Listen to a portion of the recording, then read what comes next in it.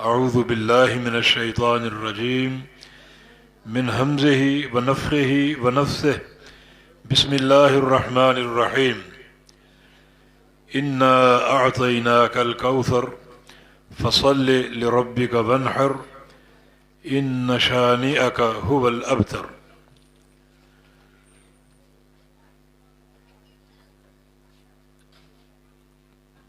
قابل احترام اور قابل قدر علماء کرام اور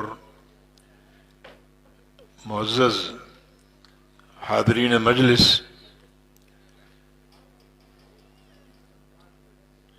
یہ پروگرام کافی وقت سے جاری ہے اور آپ انتہائی صبر و استقامت کے ساتھ تشریف فرما ہیں، اور یہ آخری پروگرام ہے جو آپ کے سامنے پیش ہو رہا ہے۔ اللہ رب العزت اس سرد موسم میں آپ کی آمد کو اور آپ کی حاضری کو قبول فرما لے۔ جو قدم آپ نے اٹھائے ہیں پروگرام میں آنے کے لیے، پھر واپس بھی جائیں گے، اللہ رب العزت ایک ایک قدم کو برکتوں سے بھر دے۔ جب تک یہ اجتماع قائم ہے، اللہ تعالیٰ کی رحمت کا سایہ ہم پر قائم رہے، اور جب یہاں سے ہم اٹھیں گے، بکھریں گے، تو اللہ تعالیٰ ہمارے اس تفرق کو تفرق مغفور بنا دے، ہمارے گناہوں کو بخش دے۔ مولانا نور احمد لاشاری حافظہ اللہ، انہوں نے یہ توجہ دلائی ہے کہ کانفرنس کا نام ساقی کوثر کانفرنس ہے، اسی حوالے سے کچھ باتیں ہو جائیں۔ مجھ سے قبل آپ نے توحید کے موضوع پر ایک مدلل اور مفصل خطاب سنا ہے جو دلائل سے بحمدللہ بھرپور تھا۔ ہمارے ناظم اعلیٰ ڈاکٹر عبدالحفیظ سمو حافظہ اللہ کا، اور اس سے ہم سب مستفید ہوئے۔ اللہ تعالیٰ ان کے علم و عمل میں اور صحت اور عمر میں برکتیں پیدا فرما دے، تاکہ یہ سلسلہ اللہ کی توفیق سے جاری اور قائم رہے۔ یہ ترغیب و ترہیب امام منذری رحمہ اللہ کی کتاب ہے، اس پر شیخ البانی رحمہ اللہ نے کام کیا ہے، اس کی احادیث پر حکم لگایا ہے۔ تو ایک حدیث امام منذری لائے ہیں اور شیخ نے اس کو صحیح کہا ہے۔ اس میں سیدنا انس بن مالک رضی اللہ تعالی عنہ نبی علیہ السلام سے ایک خواہش کا اظہار کرتے ہیں۔ وہ خواہش کیا تھی؟ وہ خواہش یہ تھی کہ اسألک ان تشفع لی یوم القیامہ، یا رسول اللہ صلی اللہ علیہ وسلم، میری یہ تمنا ہے کہ آپ قیامت کے دن میری شفاعت فرما دیں، میری سفارش کر دیں کامیابی کے لیے اور جنت کے داخلے کے لیے، اللہ تعالیٰ کی رضا حاصل کرنے کے لیے، اور جہنم کے عذاب سے بچاؤ حاصل کرنے کے لیے۔ اس سے یہ بات واضح ہوتی ہے کہ صحابہ کی سوچ اور فکر کا محور کیا تھا۔ آخرت کی سوچ، آخرت کی کامیابی کی فکر، ان کی توجہات کا مرکز دنیا نہیں تھا بلکہ آخرت، آخرت کی کامیابی، جنت کی طلب، جہنم سے بچاؤ۔ یہی ایک فکر سیدنا انس بن مالک رضی اللہ عنہ کے دل میں بھی جاگزین تھی کہ اخروی کامیابی کیسے حاصل ہوگی۔ بڑا وہ مشکل دن ہے، بڑا بھاری دن ہے۔ ذالک یومئذ یوم عسیر، بہت ہی مشکل دن ہے، اور بہت ہی بوجھل اور بھاری دن ہے، تو کامیابی کیسے ملے گی؟ بہت سوچتے رہے، بالآخر ذہن میں یہ نقطہ آیا کہ جناب محمد الرسول اللہ صلی اللہ علیہ وسلم سے استدعا کی جائے کہ آپ میرے لیے قیامت کے دن شفاعت فرما دیں۔ رسول اللہ صلی اللہ علیہ وسلم نے وعدہ کر لیا، انی فاعل ذالک ان شاء اللہ، میں یہ کروں گا، آپ کی شفاعت کروں گا۔ جناب انس سے وعدہ کر لیا۔ تو صحابہ کرام کی سوچ اسی نقطے پر مرکوز تھی، اخروی کامیابی اور آخرت کا خوف ان کو دامنگیر تھا۔ حالانکہ انس بن مالک کے لیے نبی علیہ السلام کی دعا موجود ہے۔ ایک دن آپ نے ان کے لیے دعا کی تھی کہ اللہم اکثر مالہ و ولدہ وادخلہ الجنہ، یا اللہ انس کے مال میں اضافہ فرما دے اور اس کی اولاد میں، اور اس کو جنت کا داخلہ عطا فرما دے۔ 3 دعائیں کی تھی، انس کا مال بڑھا دے اور انس کی اولاد میں اضافہ فرما دے اور انس کو جنت کا داخلہ عطا فرما دے۔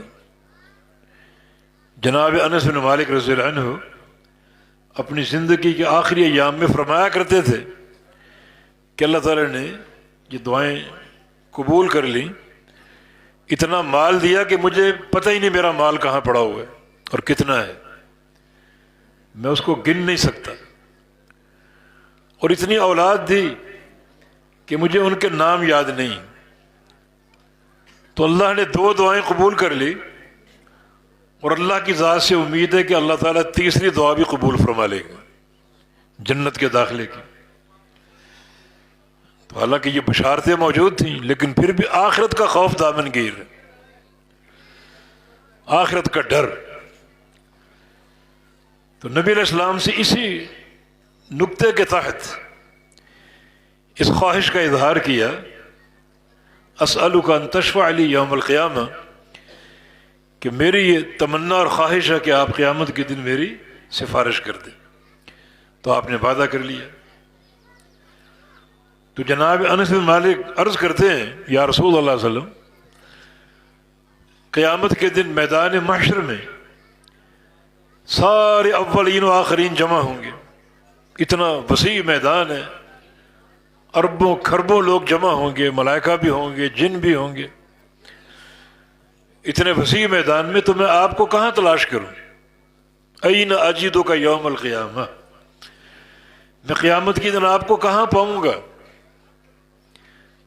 کہاں آپ کو ڈھونڈوں گا کہ آپ کو مل کر، آپ کو تلاش کر کے یہ وعدہ یاد دلاؤں؟ تو رسول اللہ صلی اللہ علیہ وسلم نے 3 مقامات کا ذکر کیا کہ انس، میں ان 3 مقامات میں سے کسی ایک جگہ مل جاؤں گا۔ سب سے پہلے فرمایا کہ ان اول ما تجدنی علی الصراط، سب سے پہلے مجھے وہاں دیکھنا آ کر جہاں سے لوگ پل صراط پر چڑھیں گے۔ وہ پل جو جہنم پر نصب ہے، سمجھے کہ ایک ریزر، ایک بلیڈ ہے لمبا بہت بڑا، جو جہنم کی پشت پر نصب کیا جائے گا، نیچے جہنم کی آگ ہے۔ اور غور کریں کتنا بڑا وہ پل ہے جس جہنم کو اللہ تعالیٰ نے بھرنا ہے کروڑہا لوگوں سے، انسانوں اور جنوں سے، شیاطین سے۔ کتنا وہ بڑا پل ہوگا جس پر چلنا ہے اور چل کر اس کو عبور کرنا ہے۔ تو انا سب سے پہلے مجھے وہاں تلاش کرنا ہے، وہاں نہ ملوں تو پھر وہاں آ جانا جہاں ترازو قائم ہوگا۔ ان لم تجدنی علی الصراط فاطلبنی علی المیزان، کہ فاطلبنی عند المیزان، پل صراط پر نہ ملوں تو پھر جہاں میزان قائم ہوگا، ترازو قائم ہوگا، مجھے وہاں آ کر ڈھونڈنا۔ یہ جو پل صراط اور میزان ہے، یہ دونوں مقامات قریب قریب ہوں گے۔ میزان وہ آخری امتحان کا مقام ہے جہاں سے جنت اور جہنم کے قافلے روانہ ہوں گے۔ آگے پل صراط ہے، اس کو عبور کرنا ضروری۔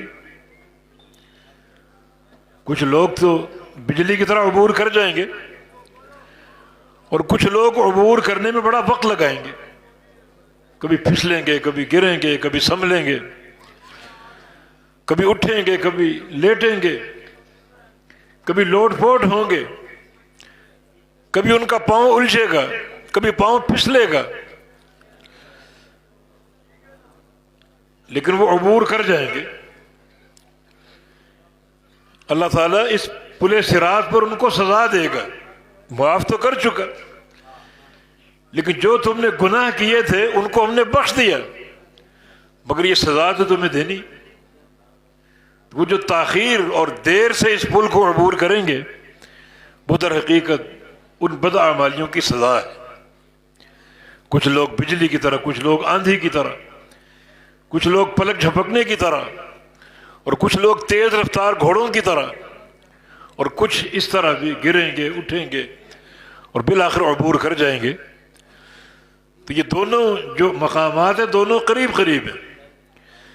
تو فرمایا کہ اگر میں پل صراط پر نہ ملوں تو فاطلبنی عند المیزان، پھر وہاں آ جانا جہاں اعمال تولے جائیں گے، جہاں ترازو قائم ہوگا اور ترازو نصب ہوگا، نیکیاں اور گناہ تولے جائیں گے، وہاں تلاش کرنا۔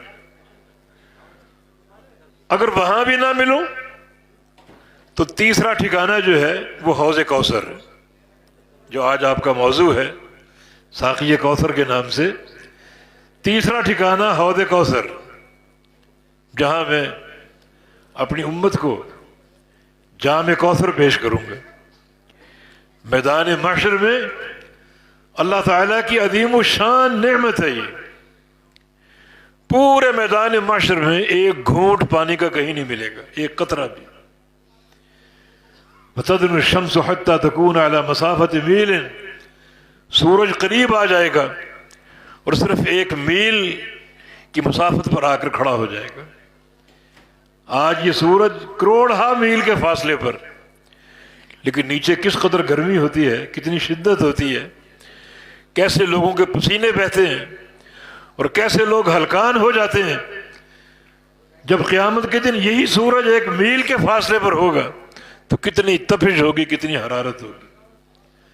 اللہ رب العزت نے قیامت کے دن میدان محشر میں سورج کی تپش سے بچنے کے لیے دو انتظام کیے ہیں، ایک ظاہری ایک باطنی۔ ظاہری انتظام جو ہے وہ اللہ تعالیٰ کا سایہ، عرش کا سایہ، عرش کا سبعۃ یظلهم اللہ فی ظلہ یوم لا ظل الا ظلہ۔ اللہ تعالیٰ 7 قسم کے انسانوں کو اپنے سائے میں لے لے گا جس دن اللہ کے سائے کے علاوہ کوئی سایہ نہ ہوگا، تو عمل کام آئیں گے۔ یہ ظاہری سایہ ہے، وہ حدیث صحیح بخاری مسلم کے معروف ہے۔ اور ایک اور حدیث میں رسول اللہ صلی اللہ علیہ وسلم کا فرمان ہے، کل امرئ تحت ظل صدقتہ یوم القیامہ حتی یقضی بین الخلائق، کہ قیامت کے دن ہر شخص اپنے صدقے کے سائے کے نیچے ہوگا۔ جو اللہ کی راہ میں مال خرچ کرو گے، جتنا زیادہ کرو گے اتنا وہ سایہ گہرا ہوگا کہ تمہیں سورج کی تپش سے بچائے گا۔ یہ ظاہری انتظام ہے کہ اللہ تعالیٰ یہ سایہ عطا فرما کر اپنے اس سائے میں لے کر لوگوں کو ظاہری حرارت سے بچا لے گا۔ اللہ تعالیٰ ہم سب کو عطا فرما دے۔ باطنی انتظام حوض کوثر، پورے میدان محشر میں کوئی ایک قطرہ پانی کا نہیں۔ بعض علماء کا کہنا ہے کہ ہر نبی کا حوض ہوگا، اپنی امت کو وہ پانی پیش کرے گا، لیکن کوئی صریح دلیل نہیں ملتی کتاب و سنت سے۔ لیکن امت محمدیہ کے لیے صلی اللہ علیہ وسلم پورے میدان محشر میں کہیں ایک قطرہ پانی کا نہیں ہوگا، سوائے اس حوض کوثر کے 2 نہریں جنت سے اس حوض کوثر میں گریں گی. کیا عمدہ وہ پانی ہوگا. نبی علیہ السلام کی حدیث کے مطابق اشد بیاضا من اللبن واشد حلاوة من العسل. وہ حوض کوثر کا پانی دودھ سے زیادہ سفید ہوگا، شہد سے زیادہ میٹھا ہوگا. واشد بردا من الثلج، اور برف سے زیادہ ٹھنڈا ہوگا. گرمی چاروں طرف ہوگی، سورج کی تپش. اسی گرمی کی شدت کو توڑنے کے لیے یہ ٹھنڈا پانی، اتنا بہترین پانی موجود ہوگا، اور پانی میں کمی نہیں ہوگی. وہ حوض کوثر میل ہا میل لمبا. پیارے پیغمبر نے 2 شہروں کا ذکر کیا، غالباً عدن سے لے کر یمن تک. اتنا وسیع وہ حوض ہوگا، اور اس کے جو آب خورے، جو جام ہیں، وہ ستاروں کی تعداد کے برابر ہوں گے. تو فرمایا کہ اگر کہیں نہ ملوں، پل صراط پر نہ ملوں، مرحلہ میزان میں نہ ملوں، تو حوض کوثر پہ آ جانا، وہاں میں تمہیں مل جاؤں گا، وہاں ملاقات ہو جائے گی. تو یہ حوض کوثر اللہ تعالیٰ کی عظیم الشان نعمت. یقیناً اس کے لیے ہر شخص کو کوشش کرنی ہے، محنت کرنی ہے کہ ہمیں میدان محشر میں یہ پانی نصیب ہو جائے. رسول اللہ صلی اللہ علیہ وسلم کی حدیث ہے، من شرب منہ شربۃ لم یظمأ حتی یدخل الجنہ. جس شخص کو حوض کوثر کا ایک گھونٹ نصیب ہو جائے، ایک گھونٹ، تو اس کو پورے اس میدان محشر کے دورانیے میں پیاس نہیں لگے گی حتیٰ کہ جنت میں داخل ہو جائے. یہ دن کتنا بڑا ہے. فی یوم کان مقدارہ 50,000 سنہ. یہ ایک دن دنیا کے 50,000 سال کے برابر. تو اگر 50,000 سال تک سورج کی تپش برداشت کرنی پڑے، پسینہ برداشت کرنا پڑے، اور پیاس برداشت کرنا پڑے، تو اس شخص کا کیا عالم ہوگا، کتنا وہ تکلیف میں ہوگا. اور اگر ہم ایسے عمل کر جائیں کہ اس 50,000 سال کے برابر دن میں ہمیں اللہ کے عرش کا سایہ مل جائے، اور اللہ کے پیارے پیغمبر کے حوض کا پانی مل جائے، تاکہ ظاہر بھی گرمی سے محفوظ ہو جائے اور باطن بھی گرمی سے محفوظ ہو جائے، نہ ظاہری جسم کو گرمی لگے اور نہ اندر پیاس محسوس ہو. جب تک جنت میں داخل نہ ہو جائے اسے پیاس نہیں لگے. یہ عظیم الشان نعمت.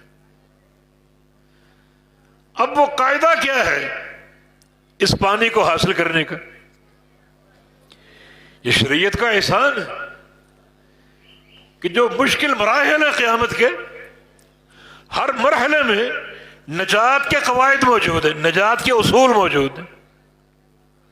پل صراط ہے، وہاں 2 چیزوں کی ضرورت ہے. ایک تو قدم آپ کے پختگی سے جمے رہیں اور پھسلے نہ. پاؤں پھسلے انسان جہنم کا لقمہ بن جائے گا. اور دوسرا تیزی سے گزرے، بجلی کی طرح گزرے، پلک جھپکنے کی طرح گزرے.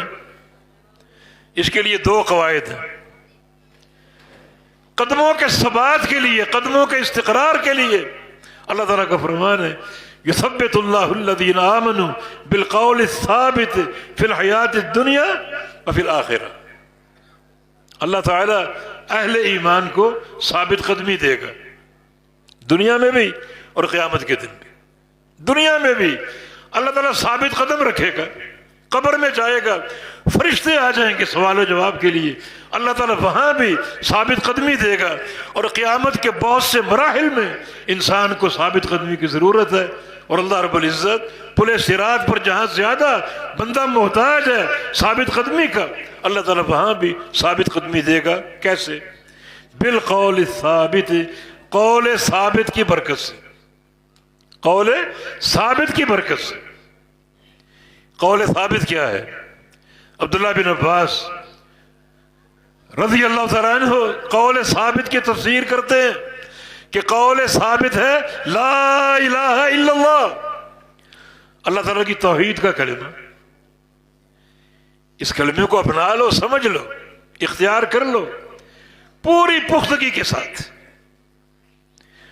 پوری امانت اور دیانت کے تقاضوں کے ساتھ، سچے فہم کے ساتھ، تو اللہ تعالی تمہارے اس قول ثابت کے تعلق کو دیکھے گا کہ تم نے واقعتاً اس کلمے کو سمجھا، اس کو اختیار کیا، اس کو اپنا لیا، اس کے داعی بن گئے، اور تم واقعتاً قول ثابت پر پوری قوت سے جم گئے تھے، تو اللہ اس کا بدلہ کیا دے گا کہ قیامت کے دن تمہیں پل صراط پر جما دے گا، تمہارے قدموں کو استقرار دے گا، تمہارے قدموں کو پختگی دے گا، یہ قول ثابت لا الہ الا اللہ۔ تو پھر یہ کلمہ بڑا اہم ہے، یہ کلمہ ایسا نہیں کہ اس کو رٹ لیا جائے اور بس، یہ کلمہ ایک دعوت ہے، یہ کلمہ ایک منہج ہے، یہ کلمہ دونوں جہانوں میں کامیابی کی بنیاد ہے۔ اس کا حق ادا کرو، اس کا صحیح فہم حاصل کرو، اور پوری قوت کے ساتھ جم جاؤ، اس پر ڈٹ جاؤ۔ تو ایک یعنی قدموں کے استقرار کے لیے قول ثابت کی ضرورت ہے، اور وہ لا الہ الا اللہ ہے، کلمہ توحید۔ جس قوت سے اس کلمے کو اپناؤ گے اسی قوت سے تمہیں پل صراط پر ثابت قدمی ملے گی، سچے فہم کے ساتھ۔ یہ کلمہ کو مذاق نہیں ہے کہ اس کے لیے افسانے بنائے جائیں، ڈرامے کیے جائیں۔ کلمے کا جناب اجتماعی ذکر کرو، بتیاں بجھا کر کرو، اور اس طرح کرو کہ آواز ناف سے نکلے، پتہ نہیں کیسے نکلتی، اور اس طرح کرو کہ اپنی سانس کو بند کر لو اور دل پر ضرب لگا کر کرو، یہ ضربیں لگا لگا کر۔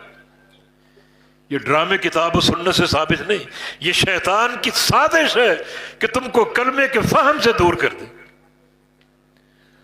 اب لوگ ان ڈراموں میں کھو گئے، ضربیں لگا کر ذکر کرتے ہیں لیکن کلمے کا معنی نہیں سمجھتے۔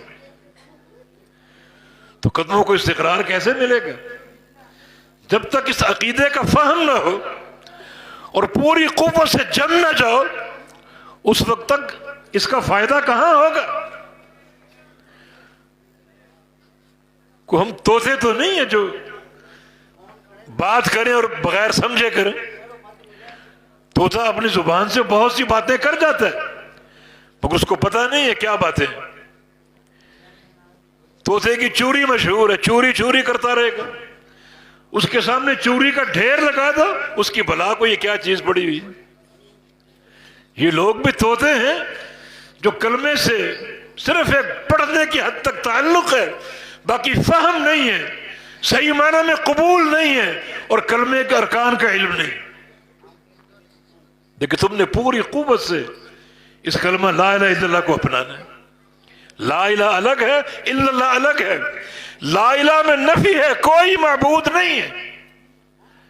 پوری قوت سے ہر معبود باطل کا انکار کر دو، پوری قوت سے، نہ کوئی زندہ نہ کوئی مردہ، نہ کوئی زمین کی سطح پر نہ کوئی زمین کی تہہ میں، نہ کوئی آسمانوں کے درمیان نہ کوئی فضاؤں میں، کوئی معبود نہیں، ہر معبود کا انکار کر دو۔ یہ لا کی تلوار ہر معبود باطل کی گردن پر چلا دو۔ یہ سرکاریں لوگوں نے بنا رکھی ہیں، کوئی پاک پتن میں، کوئی لاہور کی، کوئی کراچی کی، مختلف درگاہیں، انہیں جا کر لوگ پوچھتے ہیں، پکارتے ہیں، مشکل کشا مانتے ہیں، حاجت روا مانتے ہیں۔ یہ لا الہ کے خلاف ہے، یہ رکن نفی، اس کو سمجھو، اور پوری قوت سے ہر معبود باطل کا انکار کرو۔ جب انکار کر چکو تو پھر رکن اس بات الا اللہ، ایک ذات ثابت ہے، اس کا الہ ہونا ثابت ہے، اور وہ اللہ کی ذات۔ جس قوت کے ساتھ الا اللہ کو مانا، اللہ کو مانا، اللہ کی توحید کو مانا، اسی قوت سے لا الہ کو مانو اور ہر معبود باطل کا انکار کر دو۔ جب یہ قوت پیدا ہوگی تو پھر یہ قول ثابت صحیح معنی میں آپ کو حاصل ہوگا، اور اس قول ثابت کی برکت سے اللہ تعالیٰ پل صراط پر آپ کے قدموں کو مضبوطی عطا فرما دے۔ اور جہاں تک تیزی کی بات ہے تو تیزی کے لیے عمل میں تیزی پیدا کرو، عمل میں تیزی پیدا کرو۔ نبی علیہ السلام کے حدیث صحیح مسلم میں من ابطأ به عمله لم يسرع به نسبه، آج جس کا عمل کمزور ہے، عمل کی سواری کمزور ہے، کل قیامت کے دن نہ اس کا مال، نہ اس کی دولت، نہ اس کا خاندان، نہ اس کا باپ دادا، کوئی اس کو تیز نہیں چلا سکے گا۔ تیزی چاہیے تو عمل میں تیزی پیدا کرو، عمل میں تیزی پیدا کرو۔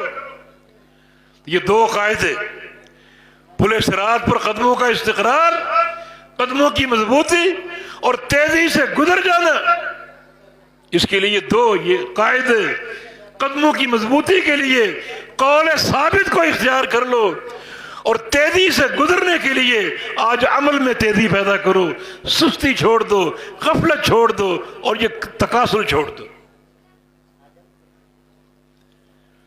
اسی طرح مرحلہ میزان ہے، وہاں کامیابی کے قاعدے کیا ہیں؟ بس یہ سوچو کہ اللہ تعالیٰ اعمال کو کیوں تولے گا، اعمال کو تول کر حساب کیوں لے گا؟ اس کا مختصر جواب یہ ہے تاکہ اللہ رب العزت بندوں کے سامنے اعمال کا وزن کر کے ان اعمال کا معیار چیک کرے، بندے بھی دیکھیں۔ اللہ تو جانتا ہے، لیکن بندوں پر اللہ تعالیٰ اپنے عدل کی حجت قائم کرے گا۔ بندوں کے سامنے ان کے اعمال کی گنتی بھی ہوگی اور ان کے اعمال کو تولا بھی جائے گا، تاکہ اعمال کو گن کر ان پر حجت قائم ہو اور اعمال کو تول کر عمل کے معیار کے حوالے سے ان پر حجت قائم ہو۔ دو چیزیں معیار، اگر نمازیں آپ نے پوری پڑھی، روزے آپ نے پورے رکھے، حج بھی کیا، زکوٰۃ بھی پوری دی، اب ان کو تولا جائے گا۔ اس کی نماز بھی تولو، اس کے روزے بھی تولو، اس کا حج بھی تولو، کیا وزن ہے؟